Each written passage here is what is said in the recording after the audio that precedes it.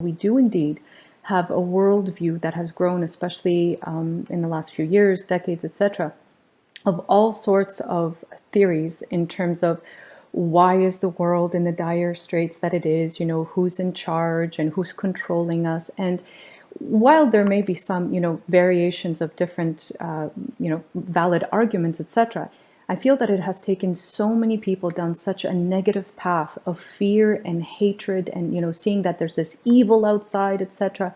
But you say that it's not so much about conspiracy, and you said, so beautifully that, it's how the participation layers go, but about stigmergy. Can you explain that a little more? Stigmergy comes from the study of insects. It's a word that's derived from that and has been co-opted by psychology now. If you look at an ant colony, it's a highly coordinated system. Certain ants work in defense, other ants provide construction, like bridges and paths and caves and chambers and so on. Other ants take care of little ants. They are wet nurses. And then there's the queens. There's an enormously sophisticated division of work. There is incredible coordination. Ants can find the shortest path towards food. Other insects can construct nests that are optimized for insulation, that work with the sun and the direction of the wind to maintain temperature. It's amazingly intelligent. Actually, in artificial intelligence, which is my area of specialization many years ago, we try to emulate the way ants behave in order to solve engineering problems. So intelligent it is that we try to emulate that behavior, because we can't do that ourselves. We try to program a computer to emulate it and solve a problem, like finding the shortest path through a complex maze and so on. That intelligent behavior doesn't arise from central coordination. There is no ant boss passing down orders, creating plans and designs and steering everybody explicitly.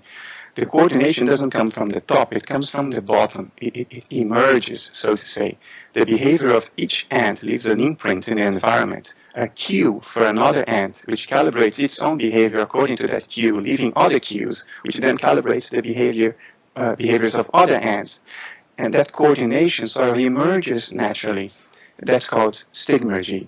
I think that's what happens in materialism. It works as if there were a conspiracy. It works as if there were a cabal, just for the same reason that an ant colony works as if there were central coordination. But there isn't. It's just each one of us trying to optimize our lives. A researcher that finds a result that goes against materialism will fear for his career, will fear ridicule, will fear for his salary, his ability to support his family. And he will pursue research paths that are more promising from the point of view of the reigning paradigm, the reigning worldview, and may even calibrate his communication in such a way that he doesn't really tell a lie or is inaccurate, but which misleads towards a materialist interpretation. That probably happens. Happens in companies, happens in science, happens in governments. Everybody has something to gain short term by playing along with the tune, playing along with the band. And that gives rise to this deadly stigmergy of materialism. And I think it's coming from us ourselves. Some people stand to gain more from it, and they will reinforce it more. Power structures, people who are accumulating based on this insanity of our culture today. But everybody's playing along, I think. That's so very, very important, because again, while we're so busy, so often looking for the villain outside and focused outside, we're neglecting so often our own everyday roles that continue to foster and cultivate the system that we don't want. But again, I do realize it's not easy for many people, especially when, feeding kids is on the line and having a secure job is on the line, to say, okay, what do I do? Do I just walk away from it all? And of course, we don't have to just see black or white. There's so many areas within and so much choice, which actually leads us to another big topic that you bring up, is that of choice and free will. And one of the really, really powerful ideas that I love that you brought up in the book is the more strongly that we identify with something. And as an example for our viewers, think of your titles, think of your jobs, think of your belief systems, religions, ideas, anything. The less choice or free will that we have Can you talk a little bit about the aspect of free will? Free will is an apparently an extremely difficult topic, right? Because our intuition about free will is that it isn't determined. Because if it is determined by some process, it's not free. Yeah. But it also isn't random. Because if it is random, it's not will. I will certain things. They're not random. I have preferences. They're not random. It's not the throw of a dice.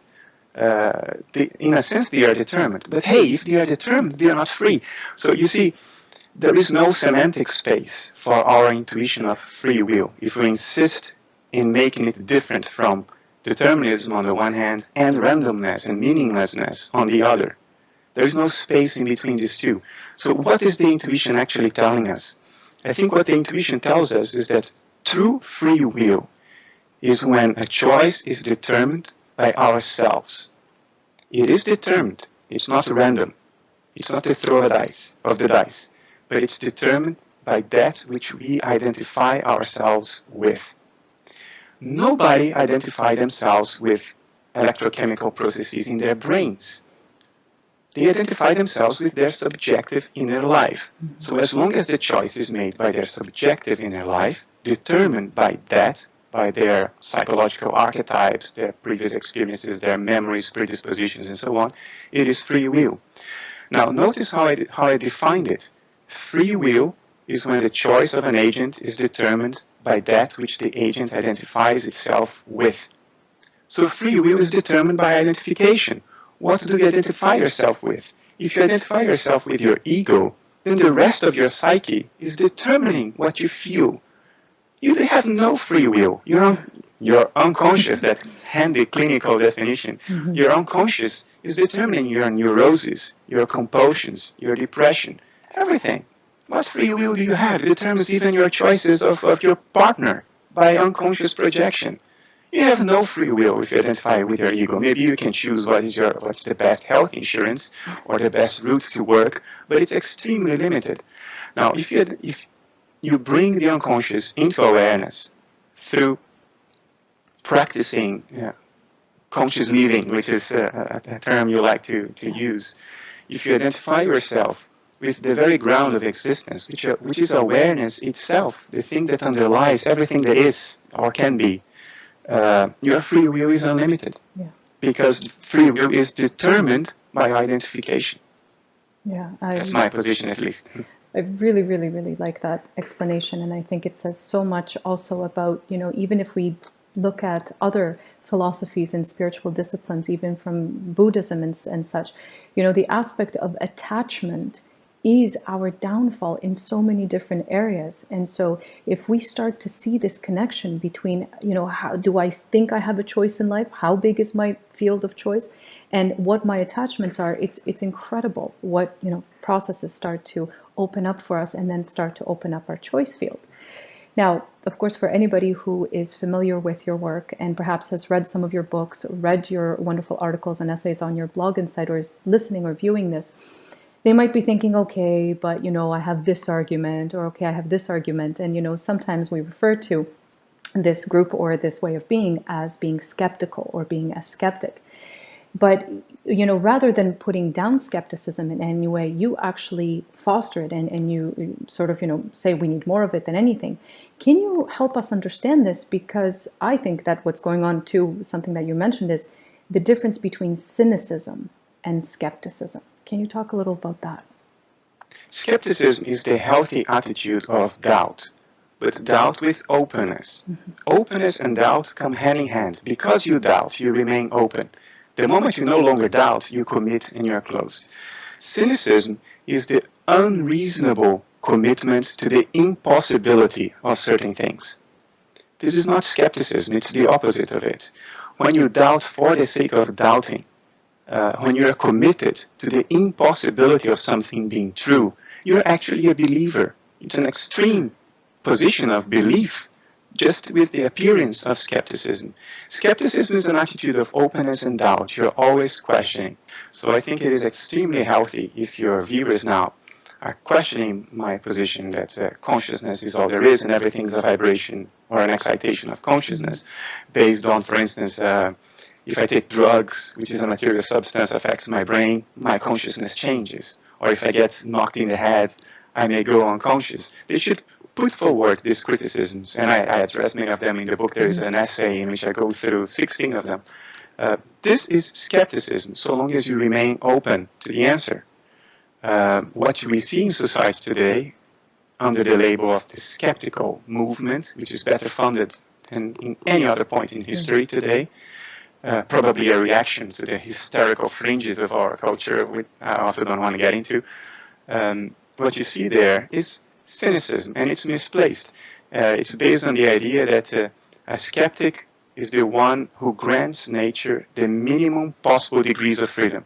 In other words, is the one who thinks that the least number of things should be possible, that most things should be impossible. Well, that's not skepticism. Skepticism is the parsimony of skepticism is not parsimony towards the degrees of freedom of nature. It's parsimony towards the postulates we make to explain the behavior of nature. Materialism is not parsimonious. It postulates a whole material universe outside consciousness, a completely abstract universe, because all we know is the contents of our consciousness. That's not skeptic, because it's not parsimonious. Skeptic attitude is to say, it's all in consciousness, and I can explain everything I see, everything anyone sees, based on these fewer postulates about nature.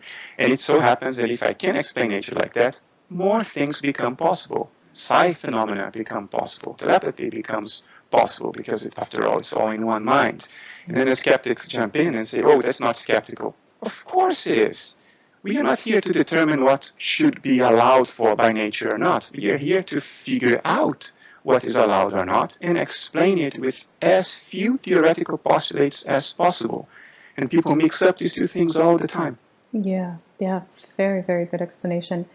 And the flip side of that, and something that I think is so beautiful to find, especially in a science-based book, in a book, about the nature of our reality, from some of the, academic concepts and topics, is you bring up this notion of enchantment.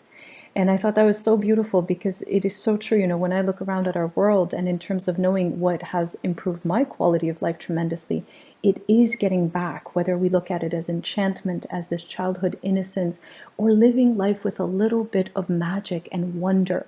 And that is such a, again, beautiful, beautiful aspect. Can you talk a little bit about this and why we need to get this back so much? I think we've lost it based on a misunderstanding that arose already in the Enlightenment 300 years ago. And that misunderstanding is materialism, is the idea that our inner life, the qualities of our experience, the enchantment of our inner life, is actually just a byproduct of the arrangement of atoms. It's not really real.